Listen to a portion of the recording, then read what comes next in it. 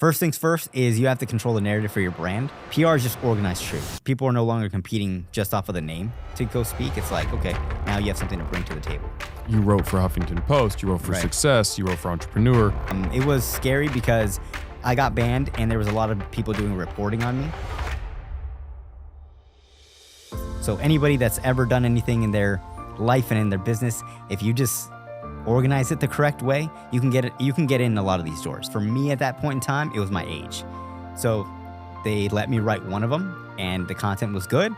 They accepted it. After that, I used that article that I published on entrepreneur.com. I went to the Huffington Post and I said, hey, I write for Entrepreneur. I love to write here. And then I'd go to the Huffington Post and I'd say, hey, I'd go to success.com next. And it's just, once you start doing it for one big level person, they'll make an introduction as long as you do a good job to another person and another person and another person. It just becomes kind of like this snowball effect.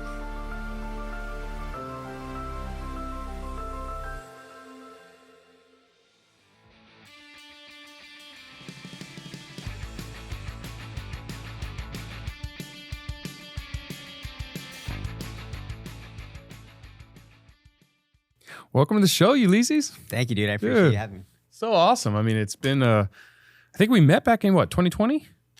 It was a while back. Yeah. My old business partner, Neil Patel, connected me. I saw his face on your website.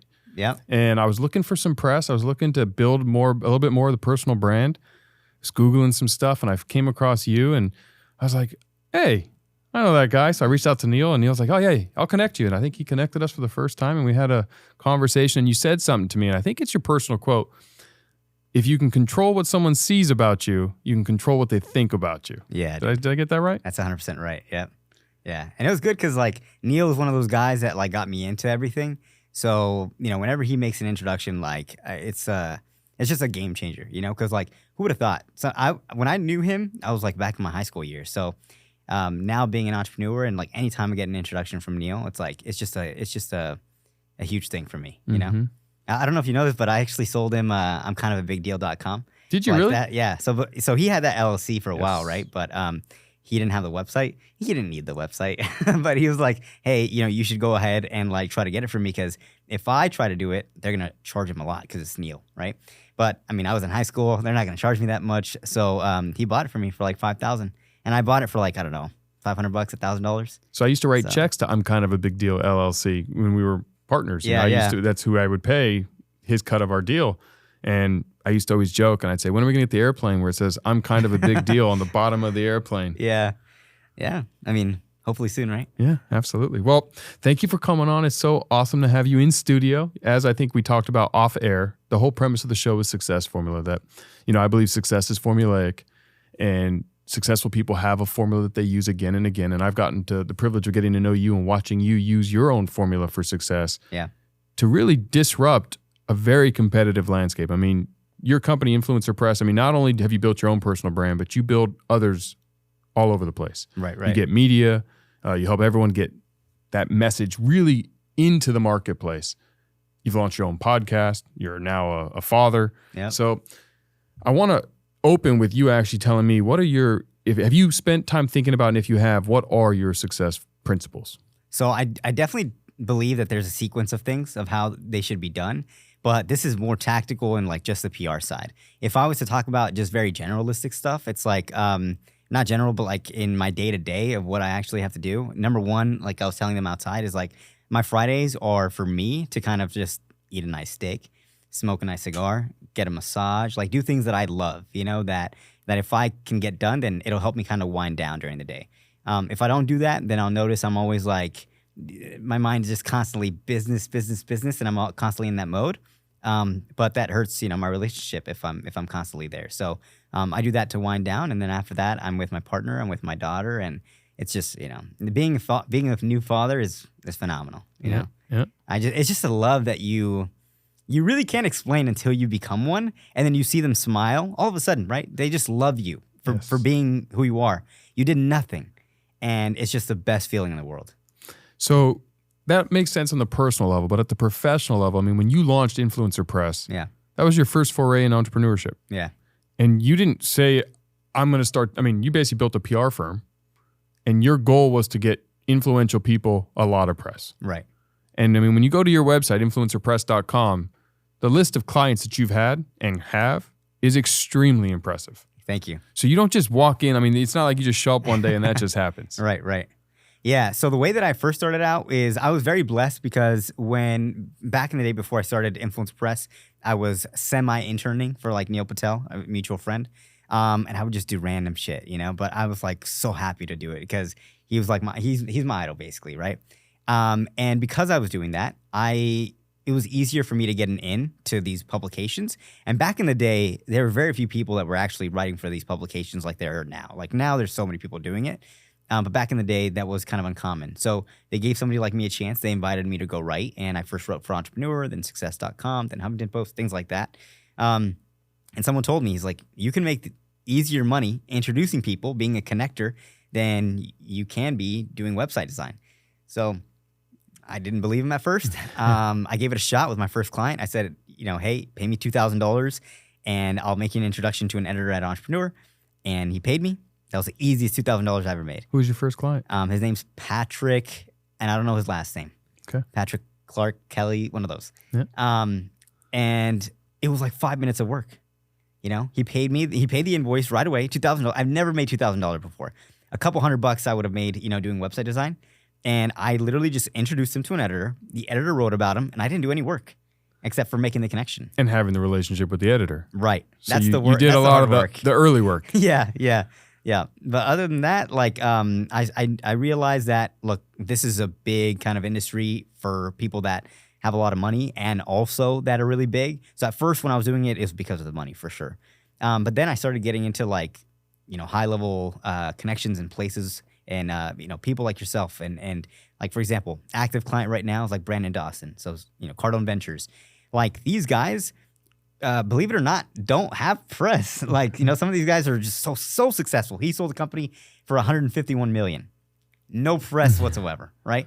Like Ed Milet, when we worked with him, he had very little press. And when my sales guys closed him, we didn't know how big Ed Milet was when we took him on as a client. And then all of a sudden you start doing these interviews and you're like, you've done what? It's like insane, And once you start doing it for one big level person, they'll make an introduction as long as you do a good job to another person and another person and another person. It just becomes kind of like this snowball effect, It's really the power of relationships. Which you do a tremendous job of. Yep. Well, I believe it's my superpower. It's what I focus my effort on, but I also think it's extremely important in success. I mean, to your point, you can go and do a ton of work and build a website and website design, or you can make an introduction to someone who knows you, trusts you, and is willing to move on something that you have said and make $2,000 in 5 minutes. Yep. You've earned the right to do that. And Right. you've done that because you've demonstrated accountability, credibility, and validation in everything you've done with that editor beforehand. Like you say it took 5 minutes, but it's really not, right? Yeah. How long had you known that editor? Oh, for like 4 or 5 months. And what had you done for that editor, right? Like Yeah. what had you demonstrated? You wrote good content. Yep. You brought them serious people, and they trusted the fact that if you make the introduction, it's somebody credible. That's true. Yep. So I would just say, for you, it was more than 5 minutes. Yeah. It's just looking back at it, like things happen so fast, but it's true. Like, I have to, because they don't have to accept any introduction I make, They're doing it as a favor to me. Mm-hmm. So I also have to make sure that I'm not abusing that power, right? Like, for example, if even for this, if I'm like, Jeff, I think this guy's amazing, would love for him to be on your show. If I'm constantly doing that and doing nothing else, you say it best. It's like, it's draining. You're not going to answer my next call, my next text, So you have to really, you can't abuse your relationships. So how do you view press? A lot of people want it. Yeah. And a lot of people say there's no such thing as bad press. Right. There definitely is bad press. That's for sure. But the way that I view it is like the same way that press can be very bad. And we can take a look at, people like Donald Trump, where it's swayed really onto one side, Andrew Tate, or people like that, Alex Jones, right? The media portray these people as one thing and one thing only. And if it can do that, right, for them, then for somebody else that maybe isn't as big and maybe not as hated, what can it do for their brand? So if you do it correctly, you can really kind of sway the public opinion about you, and that's kind of where my quote comes into play. And then everything else becomes a lot easier. You experience like this red carpet effect. When movie stars go to red carpets and they get a ton of pictures and people hand them water and they're just, people are so nice to you, right? So I want my clients and I want myself to live a life that has the red carpet effect. So you used to do, I think when I first met you, you were renting houses, high-end houses. Oh, yeah. But I didn't rent them. So I got them for free. Okay, even better. Yeah. Explain to me what that was. So, back in pre-COVID, I did a lot of masterminds. And normally you have to pay, thousands to rent like multi-million-dollar homes. But with the press stuff, we would essentially do barters with these locations. And we do this now at a higher level with like speaking on stage. But, I lived in a $10 million mansion for free for 30 days. And they were going to extend it to 60. I was able to live like in multiple locations without really paying. And that's because I would offer them press, in a $10 million house. If we got press for a $10 million house, it's only going to attract their types of buyers. So it's a very much beneficial mutual relationship there that I was kind of getting with these, locations. I would throw a mastermind. I'd charge $3,000 to $5,000. 15 people would come, and we didn't have to pay for the chef. We didn't have to pay for the exotic cars there. We didn't have to pay for the house there. Everything was essentially free and profit, except for obviously the time and labor for things like that. But yeah, it was a good time pre-COVID. Sure, I remember. I think when I first met you, you were just moved into your new $10 million house. Yeah. Out of your previous $10 million house. Yeah. And you were in Beverly Hills at the time. Yep. And you're like, yeah, I just moving into this new house, and you showed me pictures. And I'm like, wow. Yeah. And you're like, yeah, I pay nothing for it. Yep. I'm like, well, that's a pretty good model. Yeah, it was working for a bit. We haven't done it in a while because now that we have a kid, like we want to stay where family's at. But yeah, now we do it with stages. So, stages, they want more eyeballs. They want to sell more seats. So we'll tell them like, hey, if you get a client, to speak at your event, we'll get press for all of the event, for all the event or all the speakers or the event organizer. So they can choose essentially. Yep. And then they'll say yes or no. And most of the time they'll say yes if it's a big enough client and they get, recognition for it. Because people are no longer competing just off of the name to go speak. It's like, okay, now you have something to bring to the table. Well, and you brushed over earlier that you wrote for Huffington Post, you wrote for Right. Success, you wrote for Entrepreneur, which enabled you to have the platform to get this press. Yeah. That's not so easy to just be able to be a contributor for these major publications. I mean, you had to break into this world somehow. Right. Yeah. How did you do it? And what was the process? Because I'm assuming you didn't just call and say, yeah, hey, I'm Ulyses. I want to write for you, Entrepreneur. And they're like, oh, sure, yeah, just send us an article. Right. So because I was like interning with Neil at the time, he had a lot of these connections. And what I did was I would use Neil's name to my advantage. So I'd say like, for example, back in that time, I did the website for like forrestgump.com. So which is, if anybody's seen the movie's phenomenal, right? Yeah, great movie. So I would use that as like my ammo.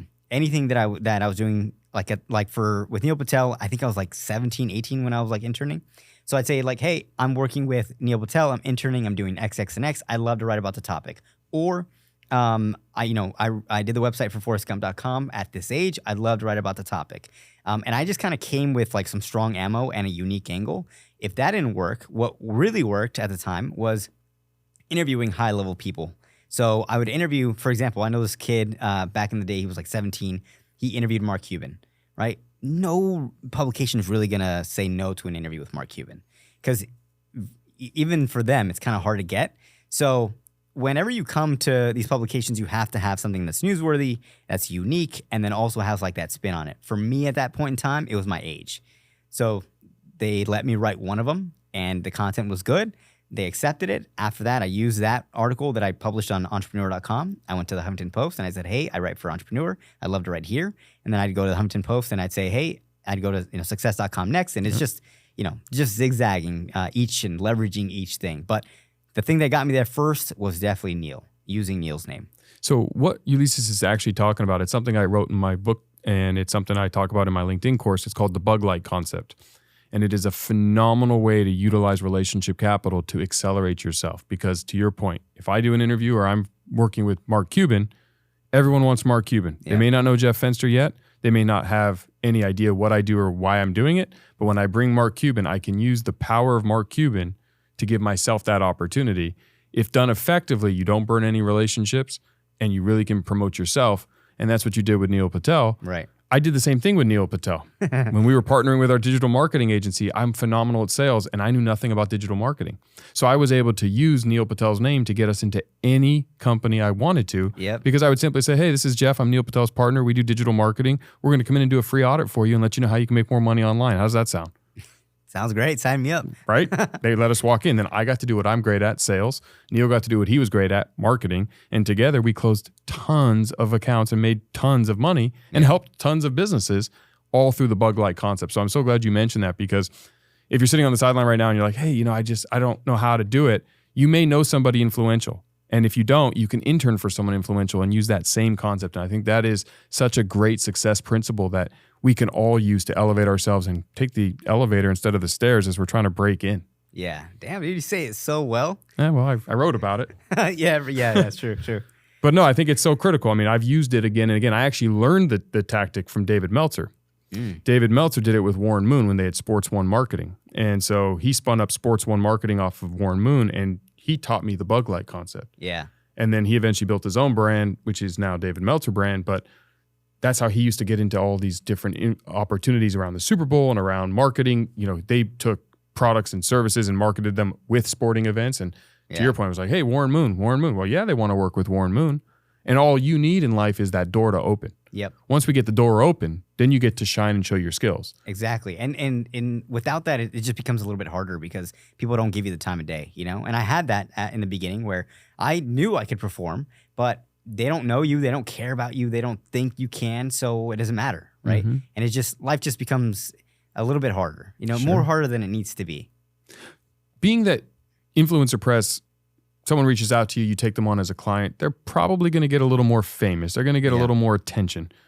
How important is it that the client, let's say, Mr. or Mrs. Smith who calls you up, how important is it that they are crystal clear on their mission, on their values, on what they want the press to be? Because I think what we've seen in a lot of people who've had that 15 minutes of fame, it doesn't always end the way they wanted it to. Right.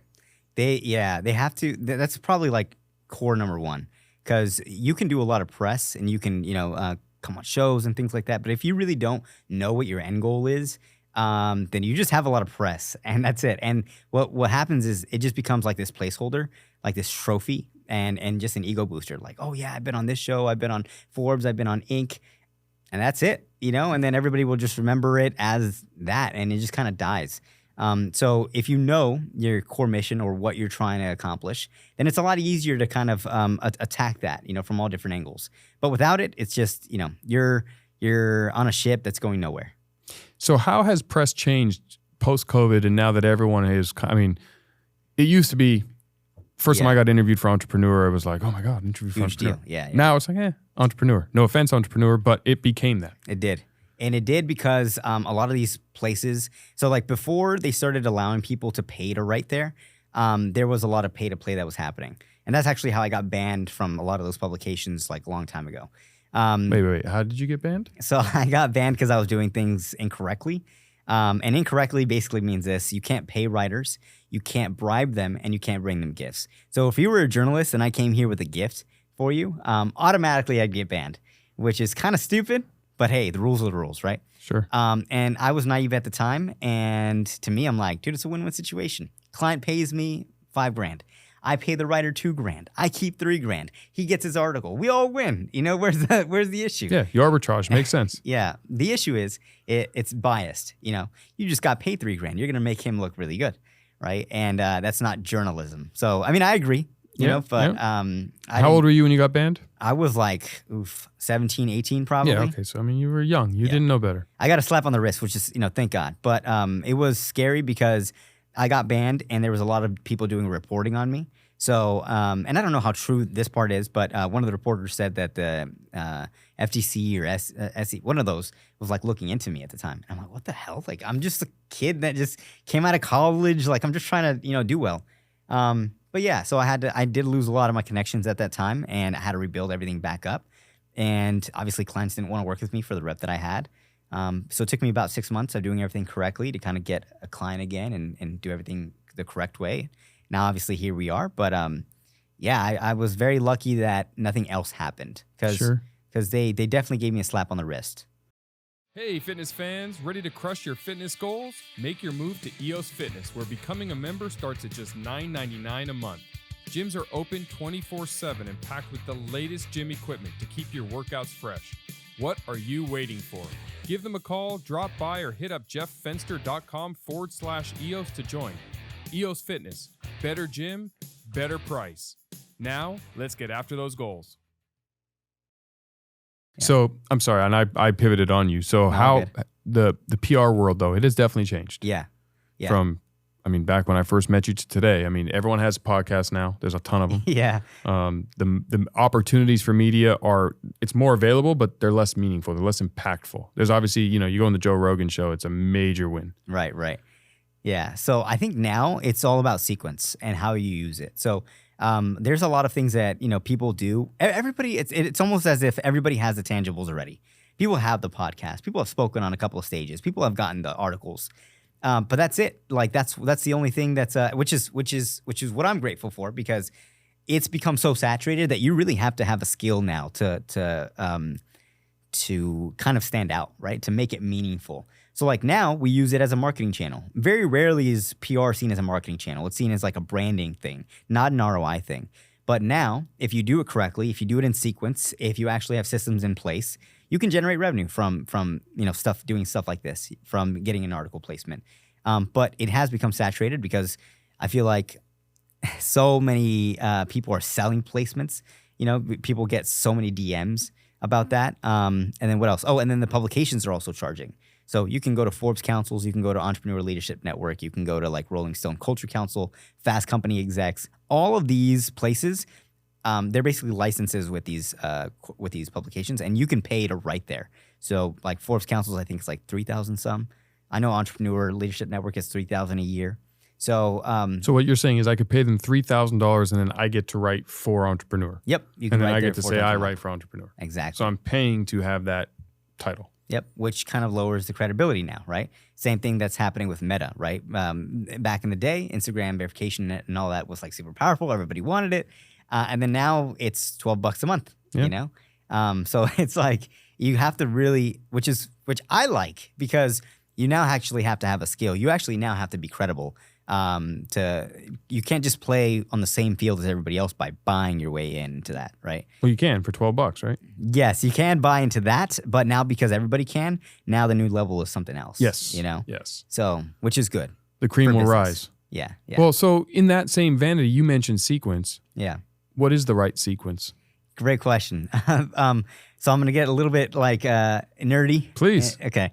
I'm sure a lot of our listeners are sitting here going, I'm trying to get press for my brand. I'm trying to get press. Some people want it for their personal brand, but some people want it for their company. Right. I remember when I started my very first company, iChecks, I couldn't figure out this was before Instagram and Facebook was, I don't even think Facebook was even 2007. So was Facebook small then? I don't even remember. Yeah. I couldn't figure out for the life of me to get anyone to write an article. And it was local, like with the Union Tribune of San Diego. Please write an article on my payroll business. Yeah. Well, dude, now you have a ton of press in San Diego. It's grown. Yeah. It's grown, but a lot. But for those listening, like, what would be that sequence? Like, how would they do it? What is the right approach? How do we do it properly in 2023? Yeah. First things first is you have to control the narrative for your brand. So the easiest way to do that is to start off with either small blogs or small publications. Because when you do that, you can control the headline, the body of the article, the image, everything. And when you do that, you want to basically control like any objections that you would normally get, or how you want to be perceived, or things like that. If you can get anywhere from 5 to 10 of those in the beginning, that's going to make your life a lot easier. Because we learned this back in the day when we unfortunately did press for a fraud. And I can tell a little bit about the story. We thought this kid had sold a company for $100 million. He was 21 years old.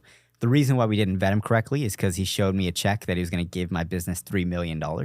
So I'm like, okay, say less. I will help you, Influencer press, 2 S's at the end. Yeah, exactly.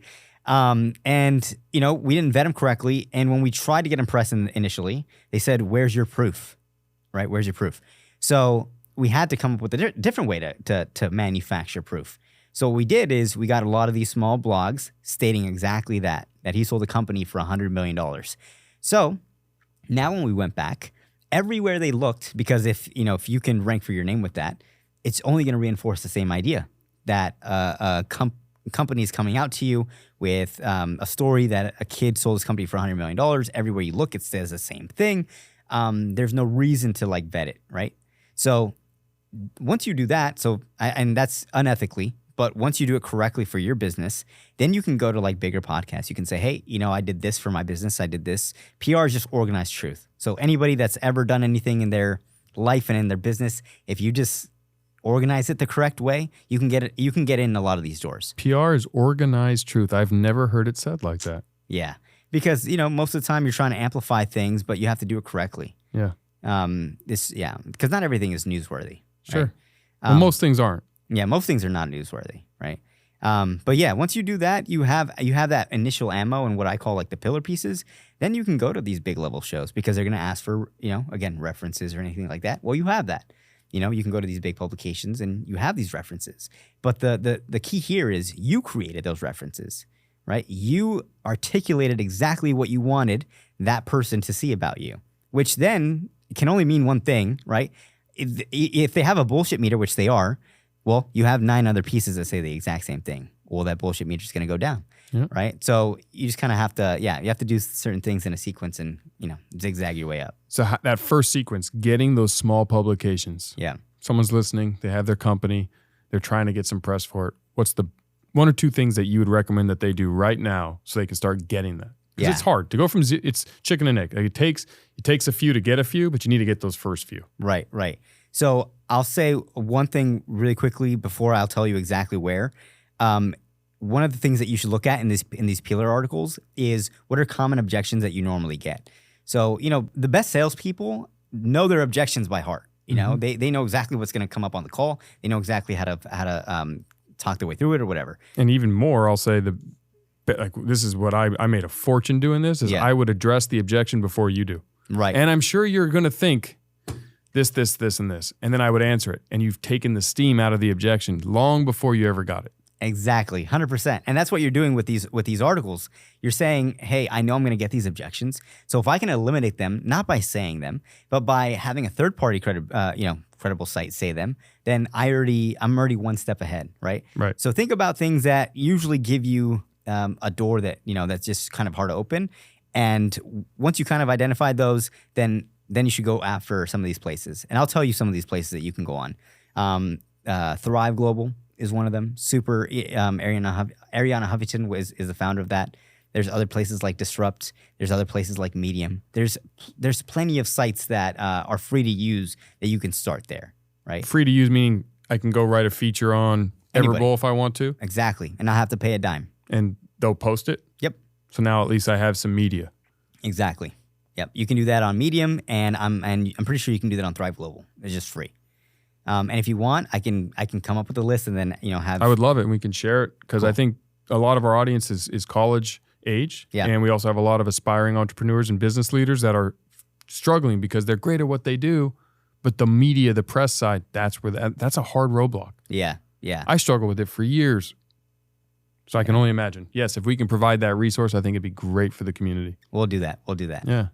So now we have some, and I mean, influencer press, you guys are obviously, you're not for everybody. Right. There's a certain level of business or entrepreneur. Yeah. What is that level? So minimum 7 figures, just in terms of revenue, just because of our pricing. Is that because it's a Ferrari pricing or because to get the press that you guys are going to provide requires that kind of level of success already? Yes, both. One, it's easier for business. Like many people think if you charge a premium, you can deliver premium services. If you have low margins, it's very difficult to kind of provide like a premium service because you don't have stuff to play with. So so both. We want to make sure that number one, they have success. And usually if you're a 7-figure business, you have success.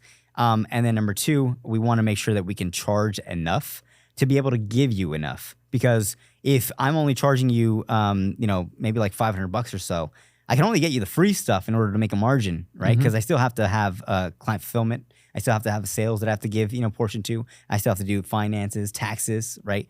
So if you don't price things correctly, which at first we were struggling a lot with business model, then you're kind of screwed. Sure.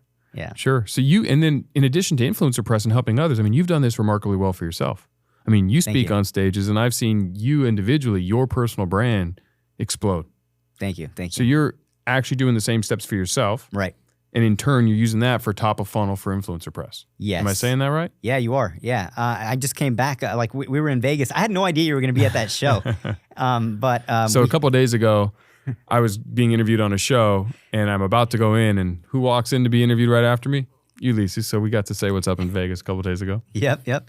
But yeah, like what we show our clients, I do myself. Like I was there for a podcast tour. I did Sean Kelly's. I did a few more. I did TV while I was there. Like in San Diego, like right before this, I did TV. So it's important to again do stuff in sequence and then also do it for yourself. Because if I'm not doing it for myself, then why would clients want to do it for themselves? Yep. Some people don't think it's powerful, but it really is. And how would you say your brand, Ulyses, and influencer press have grown? Have they grown together? Or has it been one of them kind of taking the lead and then the other one following and catching up?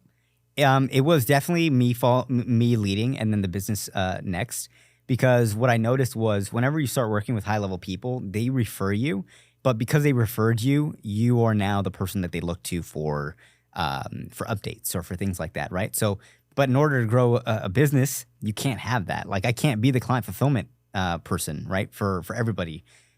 So I had to kind of pick that back up and systemize things and make sure that I have a team. And, thank God we have like 16 people now. So yeah, we have client fulfillment people and all that good stuff, which is great. But I always had to like bring it with me because people want to work with just me. And it's great, it's phenomenal, but there's a downside to that. I'm capped, number one. And number two, I just can't. Like, I don't have enough time in the day to do it. You know? So I have to systemize the thing in a way to get results for everybody, even the high-level guys. And how do you value actual paid press releases that are launched on the wire? Do you recommend companies write their own press release and pay to put them on the wire? Only if you're buying a company, you're exiting a company, or if you have an announcement. Anything else, I wouldn't do that. But I do recommend paying for. You can pay for slots on TV, and you can pay for things like NASDAQ. You can pay for things like that. I do recommend that. Like NASDAQ is in? Like being interviewed on NASDAQ or getting the NASDAQ billboard. Yep, things like that. But you don't recommend, for example, Everbull opens a new store in Tucson. Should I do a press release today? Yes, because that's an opening. That's an announcement. Okay. Yeah. What about Everbull hires new president? 100%, yes. So what would be an example of a press release I shouldn't do? This guy, like for example, Everbull is so great at what they do, like something like that. Like our bowls taste great? Exactly. Should I do the Mentadent? 4 out of 5 customers agree Everbull's the best acai bowl? But you do it in a way you understand media. So you understand like that's an announcement, right? It's like if you have an opening or if you say this is an announcement where these people are rating Everbull as 4 out of 5, right? That's very much still an announcement. But what people will do is try to say like, oh yeah, buy my X course or whatever because so many people are getting great results. That's not something you should put out. That's more of an advertisement. Yeah, exactly. And people can tell through that. So really only exits, announcements, like you hire a new president or whatever, that's an announcement. Go ahead, put it there. Anything else other than that, I wouldn't say, I'm too much I'm not a fan. So as a client, say we come to hire influencer press. Yeah. Do you make the world know that we're a client? Or do some of your clients say, hey, we want you to be hidden in the background. Yeah. We don't want anyone to know you did all this amazing work for us. Yeah, unfortunately. Some clients, we would love to put out case studies, but they want everything to show like it's organic, And then other people don't care, and other people like that we're their agencies, so they want people to know. But isn't it organic, the work you're doing anyway? It's like having our own media team. Yeah. It's just influencer press. Exactly. But, when people see that, they see it as like, well, you're still paying to get the result, And to me, I'm okay with that. Like you pay Facebook, when you do Facebook ads, you pay to get the customer. Mm-hmm. Like what's the difference, So yeah, but some people they just want to make it seem like they did it all themselves, which I'm okay with. I don't care. Does it actually change anyone's perspective? Not mine. No, but I mean, have you seen from the customer side? Yeah, it does. It does? Yeah. If it's a product, yeah. Yeah. So if Everbull hired influencer press, we wouldn't want the world to know influencer press was driving it for us? Unless, what's a little bit different because you're a public figure, right? You're a lot of the people that are my clients are probably friends. So it's like, yeah, it would work well in that situation because I'd be like, hey, I have Jeff, can we get him on your show or whatever? But for somebody that probably isn't in that space but has a product, they don't care about this side of it. So yeah, they'd be like, no, like we just want, we just want the company. So what was the impetus for you launching your own podcast? Because you recently launched The Blacklist. I was fortunately enough to be a guest. Yours was good. Oh, thank you. It was fun being on there. And you actually produce out of Blue Wire Studio in the Wynn, which was the inspiration for our own studio. It's a badass studio in the lobby of the Wynn. And it's a cool network. Yeah. What was the impetus for you to launch that show? Well, I was interviewing a couple of people from like Netflix. So I'm not too sure if you watch Selling Sunset, but they're basically like a real estate show. And I like the They're guy. investors of Everbull. Oh, yeah? Yeah, Tarek is, and his wife Tarek is our main investor, but his wife is involved as well. Nice. Yeah. Well, I interviewed Jason. So I interviewed Jason, and I was like, I'd love to start working with people from Netflix, celebrities, or, what can I do to get into those circles? And well, I saw Blue Wire. I saw Casey Adams was, recording there. And at the time, he was only one of 5 business podcasts that, are hosted on Blue Wire. Blue Wire is basically like a sports thing. So they do boxing, they do all sports. And usually people need to have a support system. Like they need to have an audience and they need to have a podcast to get in. But because of my relationship capital, I was able to get in without a podcast ever, made. So take a note of that. That's exactly the power of relationship capital. Most people need this, but because of the relationship, fast track, don't need it. Yep. And then now that I have it, like it's so much easier to get, like Neil Patel, he's in Vegas. I just quick text. I'm like, hey, can I have you on the show? I think he came in right after I didn't know he was filming right after me on your episode. Did you? Yeah. I'm leaving the episode, and in the green room, there's Neil. Yep. So yeah, like relationships are so important, because if not, I would have never gotten in. Sure. Never. And that's a beautiful studio. As an entrepreneur, I know how meaningful it is to invest in the people and causes that are close to me. And on GoFundMe, it's easy, safe, and powerful to do just that. Whether you're supporting a family member, friend, local business, or charity. And whenever you make a donation, you're protected by the GoFundMe Giving Guarantee. Visit GoFundMe.com today to help make a positive difference in your community.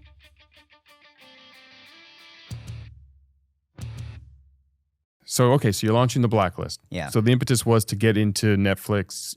We derailed. You were going to Netflix. You want to get the celebrities. Yeah, and that's one of the ways to kind of do it. Like celebrities are not going to come to like a C-list show. They want to go to the big stuff. Yep. So that's like for people that don't know, the Wynn invested $6 million into that studio. So it's like it's phenomenal. So when I'm speaking to these people, and I kind of like initially wanted to do that, completely forgot, and now I just interview a ton of entrepreneurs. But when they see the studio, I get contacted to go to be interviewed, right? Yep. Or for them to want to be interviewed. So it just makes my job easier. I can connect with higher level people, which then in turn they know about me. They might want to hire us. If they don't, that's okay. But I start getting into these higher level networks, and for anybody that's ever realized this, people in your space, like they usually hang around in the same circle.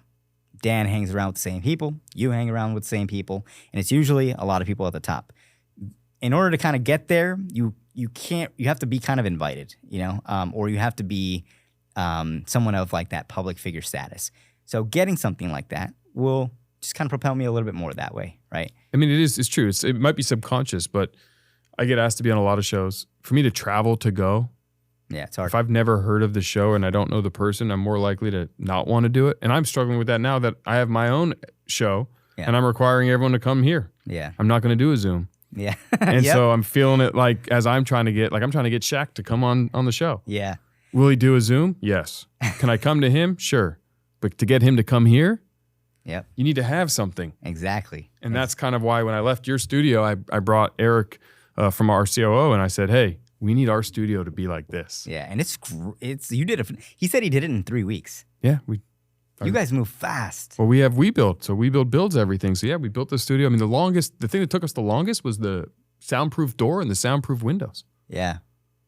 Well, dude, this is the shit, dude. Well, it's thank you Blue Wire for the inspiration. I mean, the beauty of everything, it's like doing something better than everyone else is not hard when you use everyone else. I mean, we all if we're not learning from each other and trying to one-up each other and force each other to grow and improve, I mean, Brad Lee's studio and Blue Wire was, okay, that's the floor. We need to meet or beat those two studios. Yeah.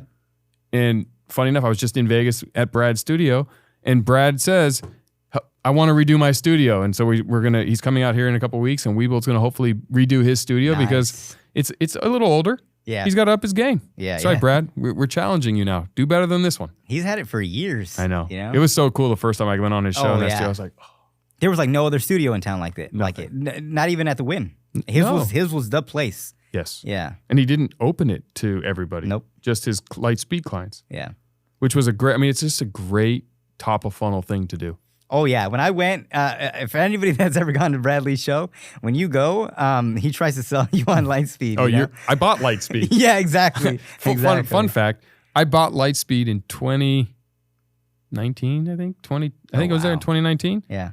We're just implementing it now. I've been paying for it and I haven't used it yet. Barely. He closed us, but all good salespeople get sold by good salespeople. Yeah. Oh, he's great. He's great. Yeah. He's great. He closed. It's such a good product. Yeah. The problem for us was we then had to implement the product and we just got so busy. Right. So we just kept paying for it and paying for it and paying for it and paying for it. I just saw him and he's like, are you going to finally do it? I'm like, yeah, now we're going to finally do it. Yeah. He's great. Yeah. So who was the best person you've ever interviewed?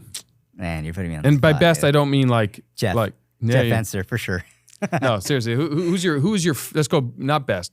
Who was somebody that you pinched yourself? Like, you're like, I can't believe I got to interview this person. The only person I was ever nervous when he went to the studio was Neil. Really? Yeah. Yeah. It's because it's just that full circle moment, you know? Like you get to see someone, he saw me at my lowest, and I had no money, nothing, and he was such a nice dude. You know, he didn't have to do half the things that he did for me. And I showed him I created books out of his blogs, because he wrote blogs like every freaking day. Yes. He still does. Quick Sprout. Yeah. And so I didn't have time to read them all. So what I did is I would copy and paste each and every single blog. I put it into a book. So I would just read books. And I have books from 2019 to 2017, all that stuff. And I showed him. And I was so nervous on that call because I'm like, sometimes it's hard to connect with people that are just at such a higher level than you. But it was a really good show. Well, he's genuinely one of the best human beings. Yeah. I met him cold through a friend. Pat Flynn introduced us. Nice. And he became my partner. He let me build a business around his brand and use him as a bug light. He didn't have to. He was already so successful. He didn't need me, but I obviously showed some value. Yeah. Just such a great human. Fortunately, he introduced me to you years ago. Look at what has happened as a result. So if you don't follow Neil, you definitely need to. Yeah. He's also co-founded some of the most disruptive, incredible technology SaaS products out there. Neil Patel Digital, if you need digital marketing, highly recommend. He speaks on stages. He's not cheap, but if you reach out, I'm sure maybe he'll do it. So Neil was the one, huh? Yeah, I actually tried to get him to speak at my event last year. Yeah. We had him, or we had that real estate guy. There's only one of those guys. Josh Altman or something like that. Okay. But yeah, anyways, it didn't happen. But yeah, Neil's such a good dude. Yeah, he really is. So what's next for you? Now that you have Influencer Press growing, Blacklist is killing it. Yeah. What's the next venture for Ulyses? I want to exit. Not now, but do you know Chris and Jen? Of course. Jen Gottlieb? Yep. Yeah. So and Chris Winfield? Yep. Good people too. They're really good friends with Neil. Actually, I'll give you something fun. So they're friends of mine. They're in New York. They sold their company. Yep. And I'm talking with Jen, I don't know, 6 months ago. We're just having a phone call. They were just it was not 6 months ago. It was 4 months ago because they were in Mexico just before New Year's and I was down in Mexico and we were going to actually hang out. And I was saying to her, I think I said something like, yeah, we're really launching WeBuild now. I need to get some press for it. And she's like, oh, I got to introduce you to the best person in the world. I'm like, who's that? She's like, you got to talk to Ulyses Osuna. I was like, I know Ulyses. Yeah. So she was trying to refer me to talk to you and I was just asking her to give me some tips for WeBuild. Yep. No, I know. They're phenomenal people, man. They are. I look up to Chris a lot because he has connections that I wish I had, and one day I'll get there, but I want to get to that point where they sold for, I don't know the exact amount, but they sold for 8 figures. Yep. So I want to get to that point where I'm just a New York City type firm and just, exits and has a big exit. And who knows? I don't know what I want to do. They're referring you now because they're out of the business. They can't do it. They're referring you. Yeah. They sent me a lot of clients. Yeah. Yeah. It was awesome. Yeah. So that's cool. So the plan is to exit when? I'm hoping in 3 to 5 years. Yeah. So so with your success formula and the things that you've used to be successful, what are you doing today to set that and make that a reality? Well, a lot of it is like right now we're doing a lot of thinking time. So I know that sounds cliche, but when you dedicate like 45 minutes to 2 hours to just think, it dramatically propels you forward. And most of the time, a lot of business owners are just stuck in the weeds and they're delegating, they're doing this, but they're constantly on the go. And when you're doing that, there really isn't time to look at your business from a 30,000 foot view. So you don't know what you don't know. You don't know what you have to test out and do. So we're trying to do thinking time every single week for 45 minutes to 2 hours. That way we can plan things. Sometimes the business model sucks, right? Like I remember before, the lifetime value of our client was like $10,000. Now it's $100,000. Some clients stay with us for 3 to 5 years. So it's just thinking of little tweaks that you can make, or new hires that you need to make, new people that you need to put so they can delegate or whatever. But without really giving yourself time to think, it's very hard to kind of move up. But so giving myself time to think. So thinking, I mean, that's very broad. Yeah. How are you narrowing that down? We have a list of questions that we try to tackle. We try to tackle like 1 to 2 questions only. So I have a list of questions. It'll say like, okay, if you had an extra $300,000 in the business, where would you spend it so you can grow? Another thing is like, okay, if you had a 10x your revenue in the next 6 to whatever months, what would you do now? So it's very much questions that you probably can't get the answer to right away. Like it takes me about 45 minutes. That's why I leave the minimum at 45, because shit doesn't really pop up in your head until like, I don't know, can I cuss? Go ahead. Okay. It doesn't really pop up in your head until like 45 minutes after, So that's where the good stuff kind of comes into play. So yeah, thinking is definitely broad, but like you want to give yourself obviously a GPS of like where you want to go and what you want to hit. And obviously it just becomes easier, right? So what do you do once you have that? So I spend 2 hours or an hour and a half. We have our questions. We do some thinking, and I have a few ahas. Yeah. Hopefully. Yep. Some days I'm sure you don't. Right. But yeah. let's say I have an aha. Mm-hmm. What's next? Then you execute it as quickly as possible, and you figure out if it works or not. Taking immediate, decisive action. Immediate action, yeah. And you'll know if it works or not, or if you have to make some tweaks. For example, like right now we're trying to scale Google Ads, so we'll hire different companies. We just spent 3 months with one company that we didn't get really results for. Okay, got to cut it off. Didn't get spent 3 months, didn't work. Hire somebody else. So I want to hone in on that, because to me that's so important in the path to success. So many companies try something. Yeah. It didn't work. 3 months, all that money down the drain. So guess what? Google Ads isn't for my business. What if it's not true? Yep. What if it's, no, that company just didn't understand the value proposition and how to articulate your message on Google Ads, but this other company can. And that's exactly what it is. Because it's not that thing doesn't work. It's that either that company couldn't do it, or you did something incorrectly, or maybe you need to go with somebody else that has a better track record in your specific niche. Mm-hmm. But it's definitely not that thing doesn't work, because obviously it works for so many people. Right. So it's about Kaizening it, getting 1% better every day and working towards the results you want. I like that. Yeah. Yes. So last thing, if you don't mind sharing with the audience. So they learned a lot, and this was great. There's a lot of tactics that they can take from this. Yeah.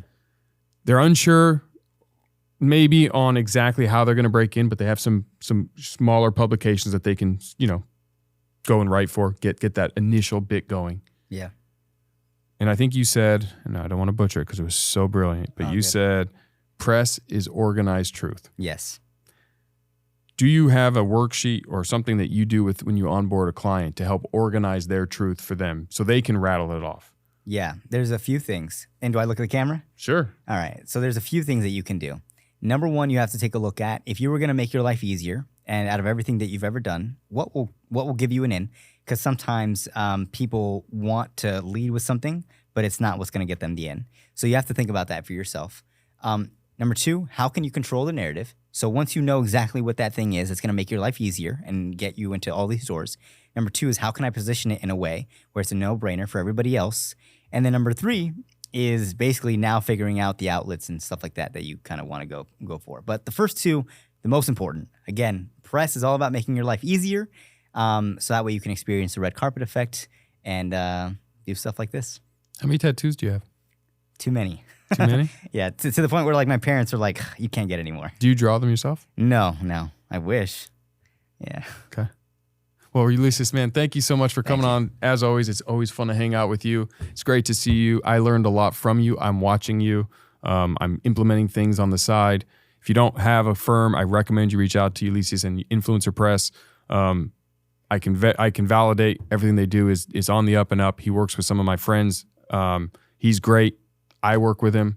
I would continue to work with him. I recommend you do as well. And dude, thank you. Thank you for coming on. I appreciate it. Hey everyone. First, I want to thank all of you for tuning in. And if you guys haven't heard about my new book, Relationship Bank Account, click the link in the show notes or search the title on Amazon. This book is packed with all my secrets to success in both relationships and life. Make sure to pick up a copy, and if the book helps you on your journey, let us know by leaving a review. I appreciate all of you and can't wait to see you on the next one.